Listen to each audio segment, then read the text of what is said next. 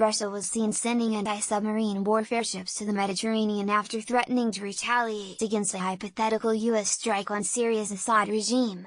The US struck Syria, Russia's ally, in April 2017 using Navy destroyers. It can make sense for the US to send a submarine to attempt another strike in the future. Tensions between Russia and the US have reached a fever pitch after the UK accused Russia of carrying out a chemical weapons attack on its soil. The US and Russia have become engaged in an increasingly hot war of words over the warfare and suffering in Syria, and Russia was seen sending heavy naval firepower to the region around the same time it threatened to retaliate to any US strikes. Russia has supported Syrian President Bashar Assad for years during his country's 7-year-long civil war.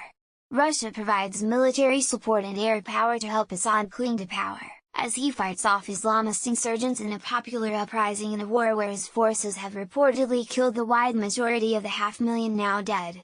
Russia agreed to remove Syria's stockpile of chemical weapons in 2013, but international inspectors concluded in 2017 that Syria had used sophisticated chemical weapons in a massive attack on civilians. The US responded with a naval strike that destroyed much of the airbase the Pentagon alleges carried out the attack. The next day, Russia vowed to retaliate if the US struck Syria, by destroying any missiles or launchers used. After verbally sparring with Russia at the UN, the US on Monday said in no uncertain terms that if Russia could not hold to the UN-backed ceasefire, as multiple reports indicate it had not, the US would strike Syria again. On both Tuesday and Wednesday, Devrim Jalali, the man behind TurkishNavy.net and the popular Bosphorus Naval News, spotted Russian Navy frigates transiting the Bosphorus Strait into the Mediterranean. The frigates specialize in anti-submarine warfare. According to Jalali, who told Business Insider that the deployments may or may not be routine, as sometimes Russian ships continue on past the Suez Canal. But tensions between Russia and the West are peaking after Russia's threats to fight back against the US in Syria, and the UK accused the Russian state of carrying out a nerve agent attack on a former spy in the British countryside. Hunting in the Mediterranean?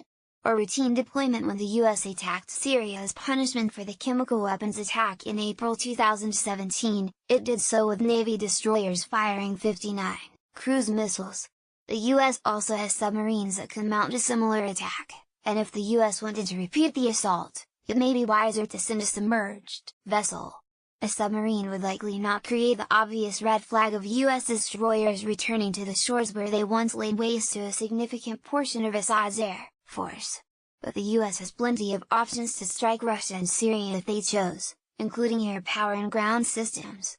Additionally, it's standard practice for any military to move supporting platforms into an area where it bases troops, so Russia's introduction of naval power into the Mediterranean may be simple protocol for protecting Russian servicemen in Syria.